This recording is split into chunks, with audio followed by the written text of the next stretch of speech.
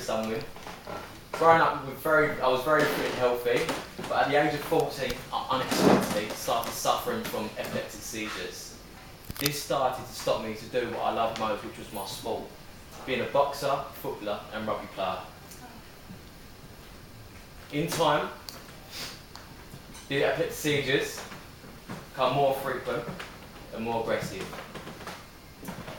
And by the age of 15, I was diagnosed with a very rare brain condition called Rasmussen's encephalitis. This was caused by my own immune system attacking my own brain, leaving a scar on the right side of my brain, which left me to have a 24/7 epileptic seizure down the left side of my body. This robbed me of my life. I was unable to do the things that I love, going to school, seeing my friends, competing in my sports. And over time, the condition became more and more aggressive and life-threatening. And on years of being on epileptic drugs, painkillers and steroids, the condition became uncontrollable and uncurable. But in 2011, at the age of 18, I was given a choice. The choice was to have a major brain operation called a hemispherectomy, which was to disconnect the right half of my brain. This was one of the biggest and hardest, most important choices of my life. And the choices we make in life will define us who we are as people. From the most important to the smallest choices we have to make. And I believe this defined me that I was brave enough to risk my life to go and live again. The operation left me completely paralysed down the left side of my body. Loss of my left peripheral vision, unable to walk and do anything for myself. I almost let it destroy me. Very quickly I started suffering with depression, anxiety and paranoia. I would always focus on the negatives in my life, things that I didn't have. I couldn't walk that well, I couldn't use my arm. But again, I had a choice.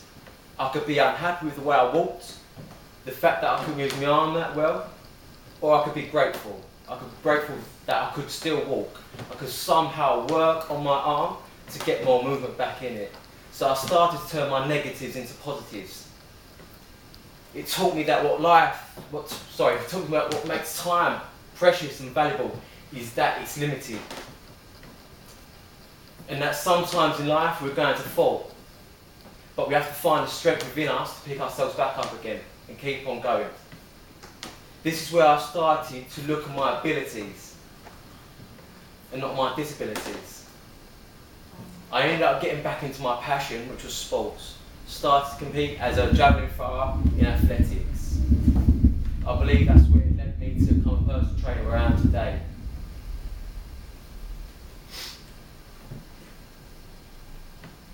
But over time, I realised that I was still focusing on the fact that this is happening to me. Why me? I would hate the fact that it happened to me and I feel sorry for myself.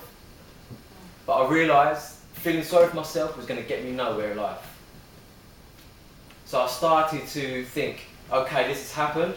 The past is unchangeable.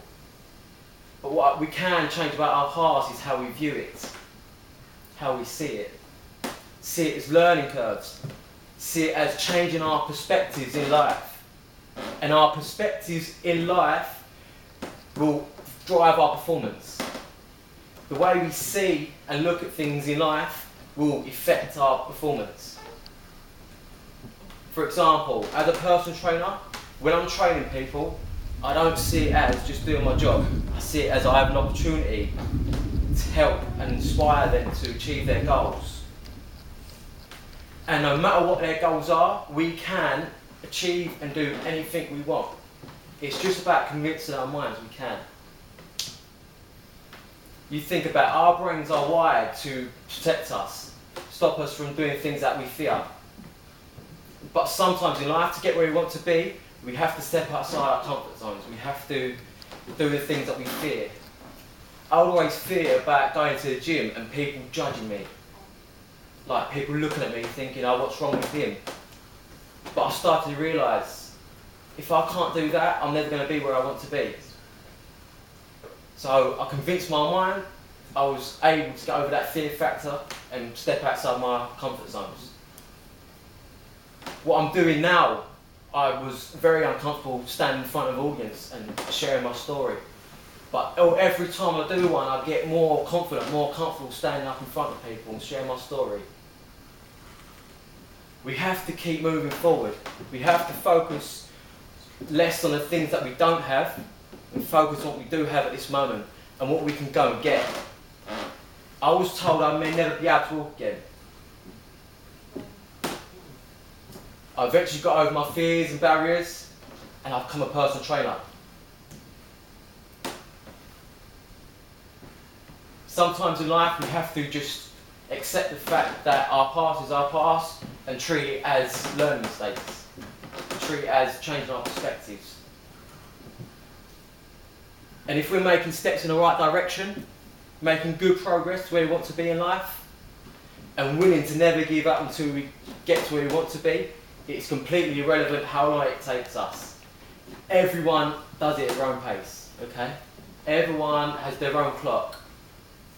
It took me, after my injury, 3 months to be independently walking again, a year to have the confidence to step inside the gym again, 4 years to stand in front of an audience and share my story, 5 to qualify as a personal trainer, 6 to be fully independent again, and 7 to be where I am today, still looking to achieve more. I assure you, if your willingness and heart to overcome a challenge weighs more than the challenge itself, you can accomplish and achieve anything you want.